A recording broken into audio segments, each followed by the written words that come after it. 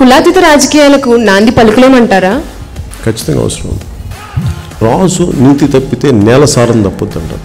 మనలో తప్పు లేదు, మనల్ని పాలించే వాళ్ళలో తప్పు లేదు. వాళ్ళ వల్ల ఈ కులాలు వచ్చినాయి. సండే వాళ్ళకి బుద్ధి లేనప్పుడు మనం కరెక్ట్ చేసుకుంటూ వెళ్ళాలి. మేబీ టుగెదర్ వన్ డే ఈ ప్రశ్న రాకూడని స్థాయికి మన సమాజాన్ని తెద్దాం.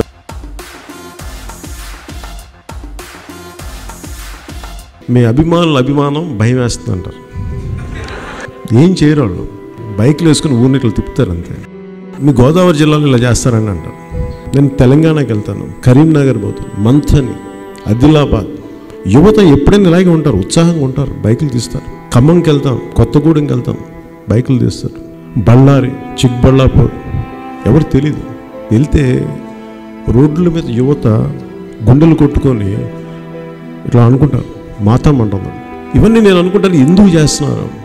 ఒక వ్యక్తి మీద ఏంటి ఇష్టం అని అంటే, ఒక వ్యక్తి వాళ్ళ ఆశయాలని ప్రతిబింబిస్తున్నాడు.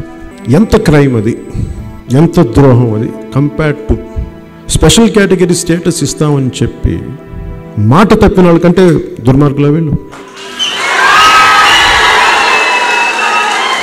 15 సీట్లు ఇచ్చిన పశ్చిమ గోదావరికి ఈ రోజు దాకా ఒక చిన్నపాటి బ్రిడ్జ్ చేయలేని దానికంటే తప్ప తెలుగుదేశం ప్రయత్నం.